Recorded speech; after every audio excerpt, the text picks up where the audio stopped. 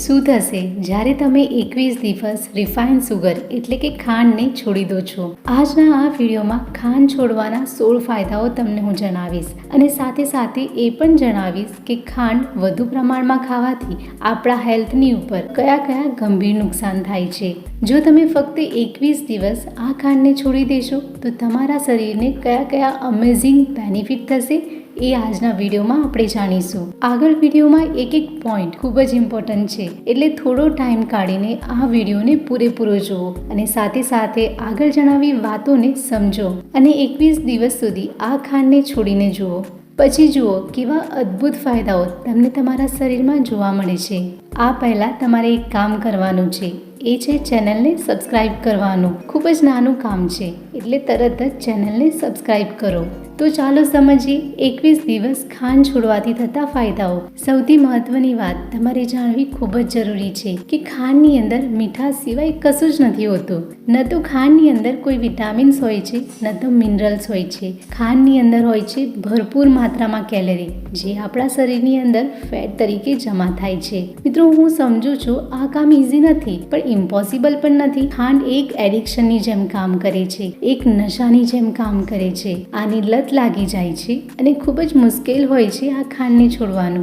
પણ જ્યારે તમે આ ફાયદાઓની લિસ્ટને જોશો, સમજશો અને જાણશો, ત્યારે તમે જાતે જ આને છોડવાની ટ્રાય કરશો. ફાયદા નંબર 1, આપણે બધા વજન ઓછું કરવા માટે શું નથી કરતા? ઘણી બધી ભાવતી વસ્તુ ખાવાની છોડી દઈએ છીએ, દવાઓ લઈએ છીએ, જીમ જવાનું શરૂ કરી દઈએ છીએ. પણ આ એક નાનો ઉપાય કરશો તો તમારું વજન ઓછું કરવામાં ખૂબ જ હેલ્પ મળશે.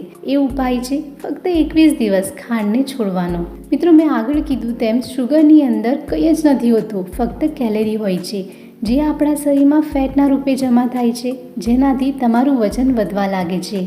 ફાયદા નંબર 2, સુંદર ત્વચા કોને નથી ગમતી? જો તમે ચાહતા હો કે તમારી સ્કિન ગ્લો કરે, કરચલી ના પડે, ત્વચાથી તમારા ઉંમરની ખબર જ ના પડે, તો આ 21 દિવસ ખાંડને છોડીને જુઓ. મિત્રો, જ્યારે તમે ખાંડ ખાવાનું છોડી દો છો અથવા તો ઓછી કરી દો છો, ત્યારે તમારા ચહેરા પર નિખાર આવે છે, તમારી ત્વચામાં સુધાર આવવા લાગે છે. ત્રીજો ફાયદો, આપણે બધા એવું ઈચ્છીએ છીએ કે આપણા બોડીની અંદર હંમેશા ઉર્જા રહે, એનર્જી રહે. પણ શું તમે જાણો છો, જ્યારે તમે શુગર ખાઓ છો, ખાંડ ખાઓ છો, ત્યારે થોડી વાર માટે તમને સારું લાગે છે, પણ આની લાંબા ગાળે તમારા શરીર ઉપર ખૂબ જ ખરાબ અસર થાય છે. તમારી એનર્જી ધીમે ધીમે ઓછી થતી જાય છે, શરીરની અંદર સુસ્તી ફીલ થાય છે. જો તમે ચાહતા હો કે તમે હંમેશા એનર્જેટિક રહો, તો તમારે 21 દિવસ ખાંડને જરૂર છોડવી જોઈએ. પાંચમો ફાયદો, જો તમે ખાંડ છોડી દો છો તો તમને ટાઈપ 2 ડાયાબિટીસ થવાનો ખતરો ખૂબ જ ઓછો થઈ જાય. ચાલો આ વાતને જરા ડિટેલમાં સમજીએ.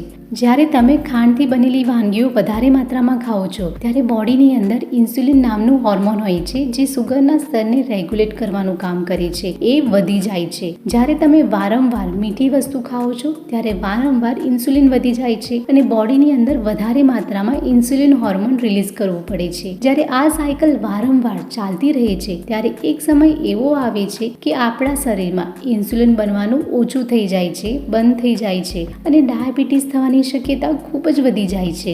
છઠ્ઠો ફાયદો, ખાંડ છોડવાથી તમને વારંવાર ખાવાની ઈચ્છા નથી થતી, ભૂખ કંટ્રોલમાં રહે છે. સાતમો ફાયદો, ખાંડ છોડવાથી તમારું મનોબળ સ્થિર રહેશે, તમે પોઝિટિવ વિચારતા થઈ જશો, સકારાત્મક બની જશો. શુગર એટલે કે ખાંડ વધારે માત્રામાં લેવાથી લાંબા ગાળે ડિપ્રેશન, હતાશા જેવી સમસ્યા પણ થઈ શકે છે, તો આ સમસ્યાથી તમે બચી જશો.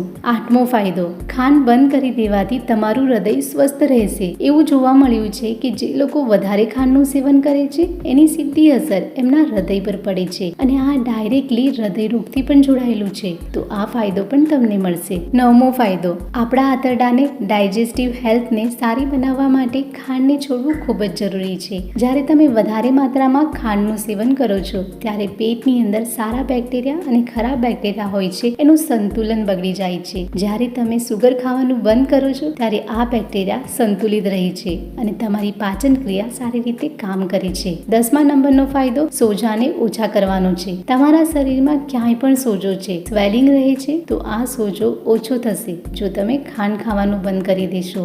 11મો ફાયદો, વધારે માત્રામાં સુગર લેવાથી શરીરમાં હોર્મોનલ બેલેન્સ બગડી જાય છે. જો તમે સુગર છોડી દેશો તો હોર્મોન બેલેન્સ રહેશે અને તમને અંદરથી સારું ફીલ થશે. 12મા નંબરનો ફાયદો, જો તમે લાંબા સમય સુધી સ્વસ્થ રહેવા માંગો છો અને તમે એવું ઈચ્છો છો કે તમે વારંવાર બીમાર ન પડો, તમને બેક્ટેરિયલ ઇન્ફેક્શન ન થાય, વાયરલ ઇન્ફેક્શન ન થાય, તમારી ઇમ્યુનિટી સ્ટ્રોંગ રહે, તો તમારે ખાંડને ખાવાની બંધ કરી દેવી જોઈએ. 13મો ફાયદો, મિત્રો આજકાલ લોકોને સારી ઊંઘ નથી આવતી. જો તમે ખાંડને વધુ પ્રમાણમાં ખાવાનું બંધ કરી દેશો તો તમારી ઊંઘની ક્વોલિટી પણ સારી થશે. 14મો ફાયદો, જો તમે લાંબુ જીવન જીવવા માંગો છો, તમારી લાંબી લાઈફની ક્વોલિટી સારી હોય તો તમારે ખાંડને બંધ કરી દેવી જોઈએ. 15મા નંબરનો ફાયદો, જો તમે ખાંડને બંધ કરી દો છો તો તમારી સેક્સ્યુઅલ લાઈફ સારી રહે છે.